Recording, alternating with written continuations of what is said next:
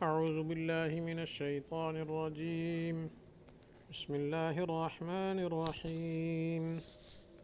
أم حسبتم أن تدخلوا الجنة ولما يأتكم مثل الذين خلوا من قبلكم مستهم البأساء والضراء وزلزلوا حتى يقول الرسول والذين آمنوا معه متى نصر الله ألا إن نصر الله قريب يسألونك ماذا ينفقون قل ما أنفقتم من خير فللوالدين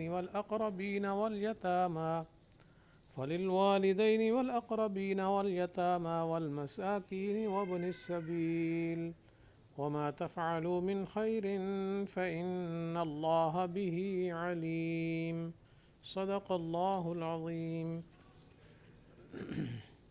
ترجمہ: کیا تم کو یہ گمان ہے کہ جنت میں چلے جاؤ گے حالانکہ تم پر نہیں گزرے حالات ان لوگوں جیسے جو تم سے پہلے گزر چکے؟ ان کو تکلیف اور سختی پہنچی اور وہ ہلا دیے گئے حتیٰ کہ کہنے لگے رسول اور وہ لوگ جو اس کے ساتھ تھے کہ کب آئے گی اللہ کی مدد؟ سن لو اللہ کی مدد قریب ہے۔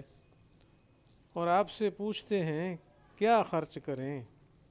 تو آپ فرما دیجئے جو کچھ تم خرچ کرو مال تو ماں باپ کے لیے اور رشتہ داروں کے لیے اور یتیموں کے لیے اور محتاجوں کے لیے اور مسافروں کے لیے، اور جو کچھ بھی تم کرو گے بھلائی وہ بے شک اللہ تعالیٰ کو اچھی طرح معلوم ہے۔ ان آیات میں مسلمانوں کو تسلی دینا بھی مذکور ہے اور ساتھ ساتھ جہاد کی ترغیب بھی ہے۔ تو مقصد یہ ہے کہ اس طرح نہیں ہے کہ فوراً جو ہے بغیر کسی تکلیف کے اور بغیر کسی مشقت میں جنت میں پہنچ جاؤ، ایسا نہیں ہے، ٹھیک ہے، بلکہ تکلیفیں سہنا پڑیں گی۔ پہلے لوگوں کو بھی تکلیفیں اٹھانا پڑی، اس طرح تمہیں بھی تکلیفیں سہنا پڑیں گی۔ تو ظاہر بات ہے جب یہ تکلیفیں پہلے لوگوں کو بھی آتی رہی ہیں، اگر تمہیں آ گئی ہیں تو صبر کرو، کوئی بات نہیں ایسی۔ تو یہی فرمایا ام حسبتم ان تدخلوا الجنہ، کیا تم نے یہ گمان کر رکھا ہے کہ جنت میں داخل ہو جاؤ گے حالانکہ نہیں آئے حالات، مثل سے مراد کہاوت حالات ان لوگوں کے جو تم سے پہلے گزرے ہیں۔ تو پہلے لوگوں کو بڑی تکلیفیں آئیں، جیسے آگے فرمایا مستہم البأساء والضراء، ان کو بأسا اور ضرا، بأسا کا معنی بھی سختی اور تکلیف ہے، ضرا کا معنی بھی تکلیف ہے۔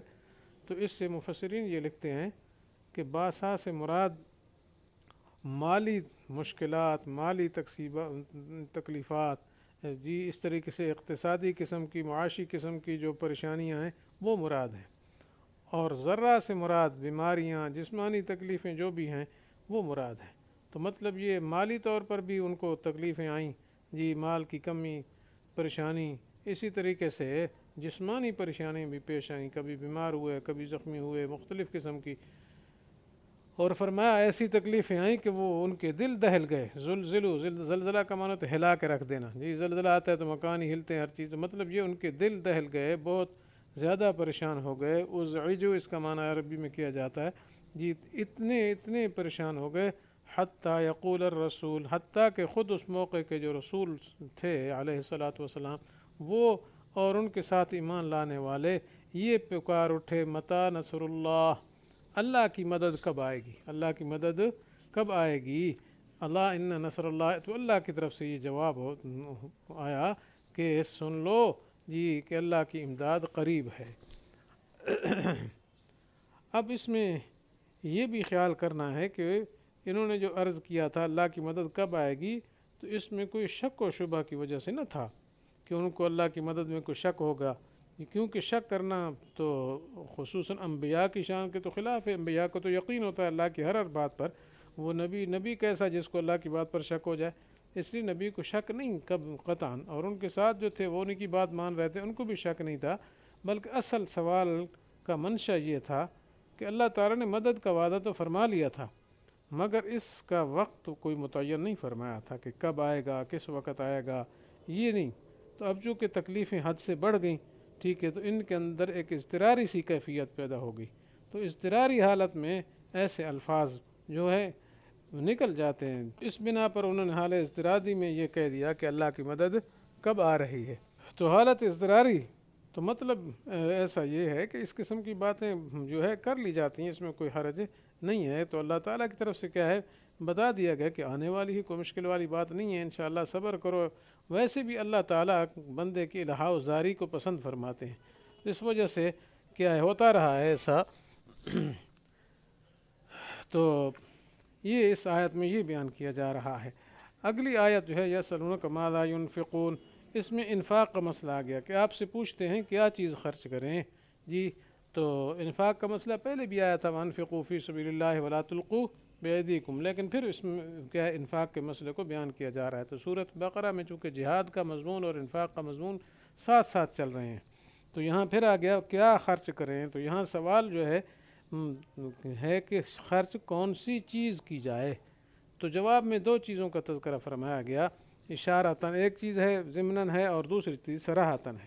تو سوال تو یہ تھا کہ کون کون سی چیزیں ہم خرچ کریں اور کیا خرچ کریں، لیکن جواب میں ارشاد فرمایا جا رہا ہے کہ جو خرچ کرو، لیکن اصل اہم یہ ہے کہ کہاں خرچ کرنا ہے۔ تو اس لیے یہاں منفق کا ذکر نہیں کیا جا رہا، زیادہ ضمناً ہے، لیکن مصارف کا ذکر کیا جا رہا ہے۔ تو اس لیے یہ فرما دیا ما انفقتم من خیر، جو بھی تم کیا ہے مال خرچ کر سکتے ہو اپنی وسعت کے مطابق، جتنا خرچ کر سکتے ہو کرو جی۔ تو آگے فرمایا فللوالدین والاقربین، تو یہ مصارف بیان ہے کہ ماں باپ پر پیسے خرچ کرو، قریبی رشتہ داروں پر، یتیموں پر، مسکینوں پر اور مسافروں پر، ان پر خرچ کرو۔ تو ظاہر بات ہے والدین، اقربین، یتامہ، مساکین، ابن سبیل، یہ سارے آپ جانتے ہیں کہ قربین سے قریبی غریب رشتہ دار مراد ہیں۔ یتیم وہ لوگ ہوتے ہیں جن کے ماں باپ زندہ نہ رہیں یا باپ زندہ نہ ہو جی، اور مسکین ظاہر بات ہے جس کے پاس مال نہیں ہے، غریب ہے، اور ابن سبیل سے بات کیا ہے مسافر ہے۔ اور اس میں یہ بھی ہو سکتا ہے کہ اس سے مراد کیا ہے مجاہد ہو، کیونکہ مجاہد بھی تو اپنا گھر چھوڑ کر اللہ کے راستے میں جہاد پہ نکل جاتا ہے اور کفار کے ساتھ کیا لڑتا ہے۔ تو ان میں یہ بیان کیے گئے کہ یہ مصارف ہیں۔ باقی یہاں سے مراد خرچ وہ نہیں ہے جس کو زکوٰۃ کہتے ہیں، جو زکوٰۃ جو واجب ہے، کیونکہ زکوٰۃ کا مال تو والدین کو نہیں دیا جا سکتا۔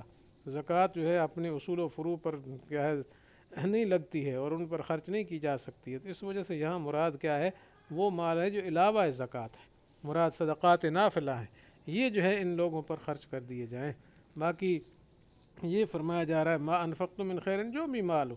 باقی یہی انہی لفظوں کے ساتھ سوال پھر آ رہا ہے یسألونک ماذا ينفقون، تو اس کے جواب میں آگے آ رہا ہے قل العفو جی، یعنی تمہاری ضرورت سے جو زائد ہے اس کو خرچ کرو۔